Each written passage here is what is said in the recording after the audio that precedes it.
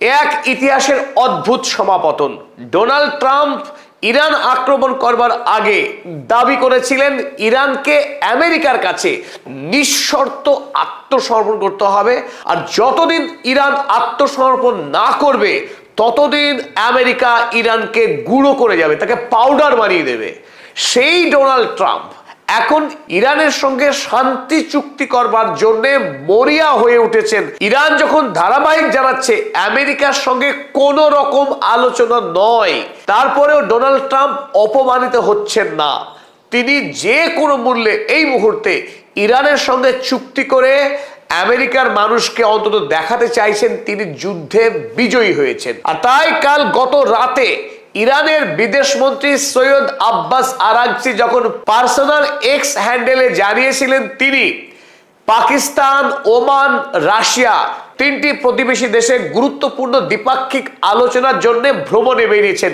Donald Trump Abbas আরাগচির এই tweet দেখা মাত্রই তিনি ইউরেকা বলে লাফিয়ে ওঠেন। এই সেই সুযোগ, সৈয়দ আব্বাস আরাগচিকে পেয়ে গেছি পাকিস্তানে, তাহলে বৈঠক হবে অবিলম্বে। তিনি কোথায় আছিস, ঘোড়া রেডি কর, চাপিয়ে দে আমার জামাই কুশনারকে আর স্টিভ উইটকফকে, এখনই তাদেরকে পাঠা পাকিস্তানে। কারণ পাকিস্তানে পৌঁছে গেছে ইরানের বিদেশ মন্ত্রী। সভা হবেই হবে, আজই সভা হবে, মিটিং হবে। এ আমেরিকার জন্য এক সুবর্ণ সুযোগ। কিছুতেই বেটা আব্বাস আরাগচি পাকিস্তানে আসছিল না, তাকে পাকিস্তানে আনাই যাচ্ছিল না। যেহেতু নিজে নিজে পাকিস্তানে আসছে, এবার পাকিস্তানে কি পাকড়াও কর, সভা ওখানেই হবে। এই দেখুন সেই ছবি।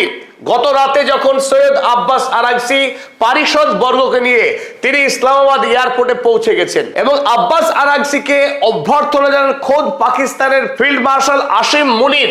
একটা বিষয় আপনারা লক্ষ্য করবেন যে এখানে যারা আছেন ইরানিরা টাই বর্জন করে, টাই পরেন না, কিন্তু যখন পাকিস্তানের ফিল্ড মার্শাল যিনি প্রাত্যহিকভাবে স্যুট টাই পরেন, এই ছবিটা দেখুন, যখন আব্বাস আরাগচিকে অভ্যর্থনা যাচ্ছেন তিনি কিন্তু টাই ব্যবহার করেননি। এই দৃশ্য থেকে পরিষ্কার ইরানিদের প্রতি তার কি পরিমাণ সম্ভ্রম, শ্রদ্ধা রয়েছে। ইরানের সংস্কৃতি ঐতিহ্যের প্রতি পাকিস্তানের পক্ষ থেকে কি পরিমাণ সম্ভ্রম এবং শ্রদ্ধা প্রদর্শন করা হচ্ছে।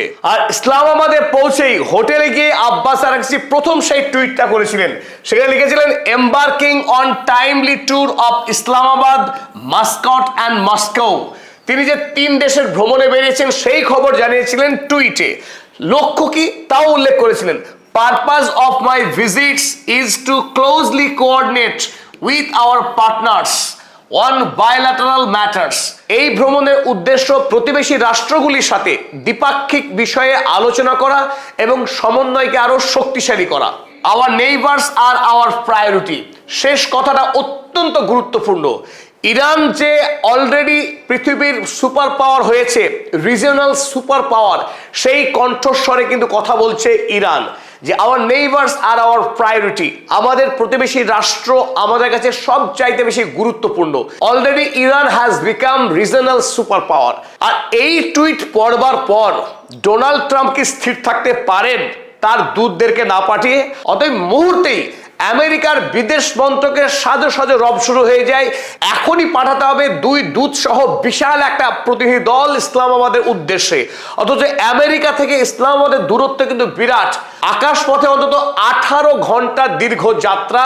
সেই যাত্রাতে গিয়ে যে কোনো মূল্যে আব্বাস আরাগচিকে ধরতে হবে। তিনি যাতে পাকিস্তান ছেড়ে যাওয়ার আগেই আমেরিকার দূত পৌঁছে যায়, আর তার ফলেই সম্ভব মুখোমুখি বৈঠক। তাই ডোনাল্ড ট্রাম্প এক মুহূর্ত দেরি করতে চাননি তার দূতদেরকে পাঠানোর বিষয়ে। আর এই খবর সারা পৃথিবীর সমস্ত লিডিং কাগজে ছাপা হয়, কারণ এ এক ঐতিহাসিক নাটকের মুহূর্ত। আমেরিকা যুক্তরাষ্ট্র পৃথিবীর কোনো রাষ্ট্রের সঙ্গে চুক্তি করবার জন্য এই ধরনের বেপরোয়া অবস্থা পৃথিবী কখনো দেখেনি। তাই সাংবাদিক কুল রীতিমতো কৌতুকের সুরে লিখতে শুরু করে এই খবর। দ্য গার্ডিয়ান লিখেছে, Trump sending Witkoff and Kushner two